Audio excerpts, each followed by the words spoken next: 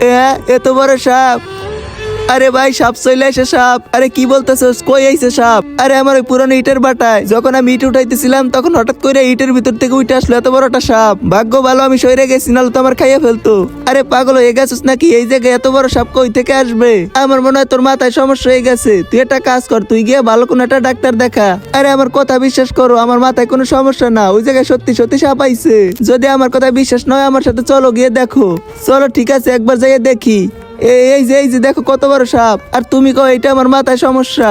আরে এটা তো অনেক বড় সাপ, এটাকে বাগাইতে হইবে এই জায়গা থেকে। আরে সাপকে বাগাইতে কোনো না কোনো প্ল্যান তো বানাইতেই হইবে, কারণ এই জায়গা থেকে আমার ইট নিতেই হবে। আরে আমার কাছে তো কোনো প্ল্যান নাই এই সাপকে সরানোর, কিন্তু একটা ছেলে আছে যে এই সাপকে সরাইতে পারবে, ওর অনেক অভিজ্ঞতা আছে, কিন্তু ও অনেক টাকা নেয়। আরে ও যত টাকা নেক সমস্যা নাই, আমার এই সাপকে সরাইতে হইবে। ঠিক আছে আমি নিয়ে আইতাছি ওরে, কিন্তু যত টাকা চাইবে অত টাকা দিতেই হইবে। আচ্ছা ঠিক আছে, আমি নিয়ে আসতেছি তাইলে।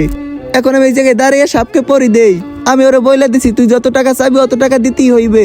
এখন তুই নিজের হিসাব মতো টাকা চাইস। এখন এই সুন্দর ছবিটার জন্য একটি লাইক সাবস্ক্রাইব করে দিবে, আর পরের পার্ট দেখার জন্য ইমোজিটা কমেন্টে দিয়ে দাও।